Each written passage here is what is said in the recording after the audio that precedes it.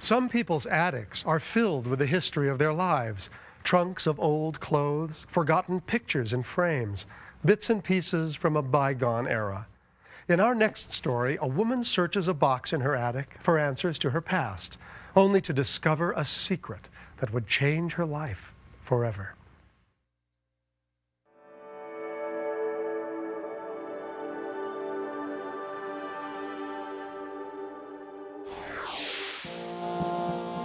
Like many young American men who enlisted during World War II, Robert Gordon fought valiantly against the Nazi invasion, only to pay the ultimate price. Sadly, Robert's death left another innocent, often forgotten victim of the war, his infant daughter, Kathleen. I grew up as an only child, but without my father. And what's interesting to me about this is that at my age, I'm finding how the impact of his death affected me and made me the person that I am today. My father was talked about minimally. I think it was too sad for my mother to discuss. And I had a stepfather who was very loving to me. And I kind of felt that you couldn't talk about it in front of him because it would be disrespectful to him. I think you learn early on that this is a topic that you can't discuss. Over the years, Kathleen remained silently curious about the father she'd never known. It wasn't until she was grown with a family of her own that she finally had the courage to open a box she'd kept hidden in her attic. A box containing a treasure trove of wartime love letters written by her father to her mother. I knew it was up in the attic.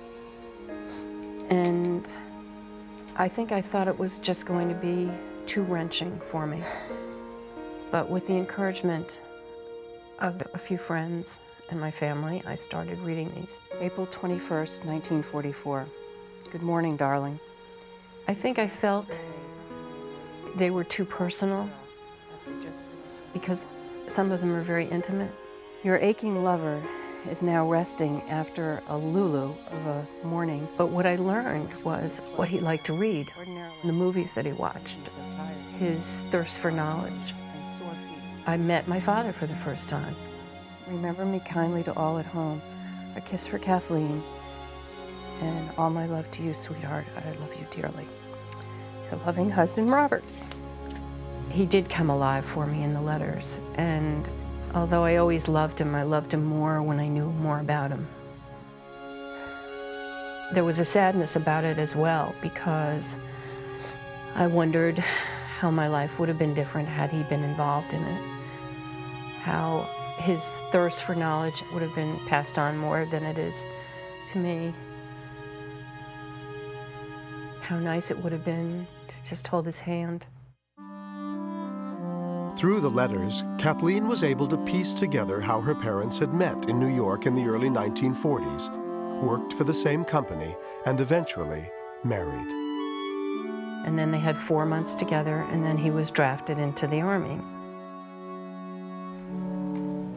But the letters also contained a secret that had been kept from Kathleen her entire life.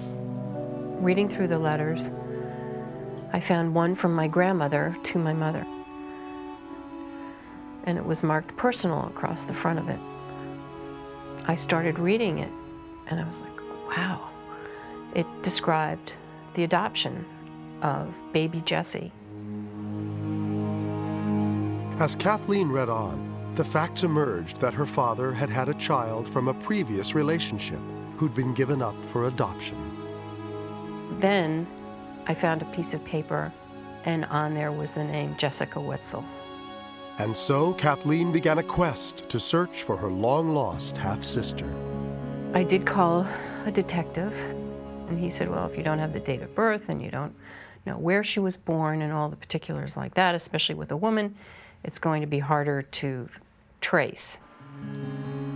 With too little information to go on, Kathleen put aside the search for Jessica, but she continued to look for clues about her father. So one night I was fooling around surfing on my computer, and I found a website for the 157th Regiment, which is what his regiment was. There, Kathleen was able to make contact with a veteran from her father's unit. And he said, we're having a reunion in Philadelphia in September. You would be most welcome to come. He told me that he would put my name on a bulletin board, and if anybody had information about Robert Gordon, to please contact his daughter. So I thought about it, and I thought, maybe I should do this. And so, on September 7th, Kathleen and her 21-year-old son, Casey, arrived at the convention in Philadelphia, Pennsylvania. I got down to the lobby with my mother around 9 a.m. and there was a bulletin board and there was my grandfather's obituary on the bulletin board. I've never seen this. And I was puzzled as to how the man who organized it had my father's obituary. But what caught my eye was written across the top of it. It said, for information on Robert Gordon, please contact relatives in room 817. 817, we're in room 1200. I said to Case, we're in room 1200. They have the wrong room number. Give me a pen. I want to put on the right room number. So she starts to cross out room 800 to put room 1200. And I was telling my mother, maybe you shouldn't be doing this. Maybe there's somebody else here that is in the same position as us. Do you know who she is? Yes, I do. She's right behind you. Oh my God. Right after that, you hear, Kathleen? Kathleen Rowland? I'm Kathleen Rowland. Why do you ask? I'm Jessica. In that instant, Kathleen came face to face with Jessica Hickland, the half-sister she had never met. It was a total shock. they just embraced each other and started crying and almost hyperventilating. I didn't even know you knew me. I didn't think you knew me. And I just said, I'm Jessica. And she knew me. And we just hugged all over the place. Oh, God. Let me look at you. Oh, you're so cute. It was the most fantastic thing in the world. It was just fantastic. Oh, this is my son, Casey. Casey, come and meet Casey, my sister. Never expected to meet anybody who knew my father. Here, I came with my son. To think I met my sister, it's just unbelievable. Jessica's journey to the convention had also started with the discovery of a document years earlier. One afternoon, I was rummaging through a big closet that my mother had all her important papers in. And that's when she learned she'd been adopted. When she confronted her mother, she was finally told that her real father was Robert Gordon, a veteran killed in World War II. I didn't ask questions because it was too much for me to comprehend at age 16. Your real father. She did give me a copy of his obituary from the newspaper. His name was Robert Gordon, and he was coming back to take care of you. And that's all I had. But it wasn't until years later that, like Kathleen, the computer would lead Jessica to the 157th Regiment reunion. This is my son, Doug. Doug, I'm so happy to meet you. What's the chances of Kathy and I ever just going to a reunion like that? Because of him, I came here. I can't think it's just a coincidence. I think God made it happen for us. I think that it's also amazing that we both came together at the same time, trying to find information about our father when neither of us had ever gone to a reunion before. The odds of that are a zillion to one. Yesterday we came through a fair-sized town in jeeps.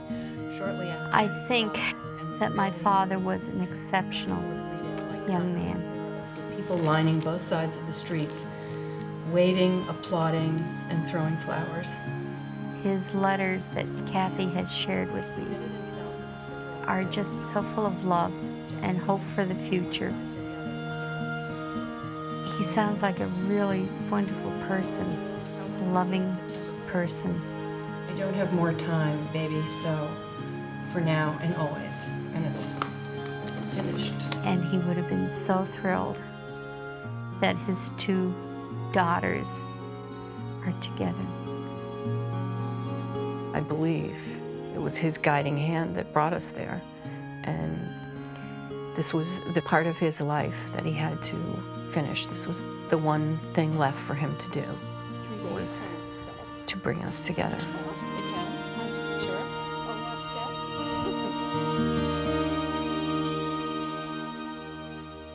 For over 50 years, Jessica and Kathleen each believed she was an only child.